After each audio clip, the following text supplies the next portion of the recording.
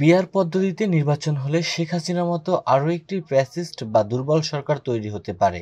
এমনটা হলে দেশ স্থায়ীভাবে অস্থিতিশীল হবে বলে মন্তব্য করেছেন বিএনপির স্থায়ী কমিটির সদস্য সালাউদ্দিন আহমেদ। আজ বৃহস্পতিবার 25 সেপ্টেম্বর দুপুরে সুপ্রিম কোর্টে এক আলোচনা সভায় কথা বলেন তিনি। সালাউদ্দিন আহমেদ বলেন, পিআর চাওয়ার একটি উদ্দেশ্য হলো বেশি সিট পাওয়া, আরেকটি হচ্ছে দেশে অনৈক্য ও অস্থিতিশীল পরিস্থিতি তৈরি করা, যাতে মেজরিটি পার্টি ক্ষমতায় না আসতে পারে। এ সময় যারা কম জনপ্রিয় তাদের জন্য পিআর লাভজনক হবে বলেও মন্তব্য করেন তিনি। বিএনপির এই নেতা আরো বলেন, কোন পদ্ধতিতে ভোট হবে তা সংবিধানে স্পষ্টভাবে বলা আছে।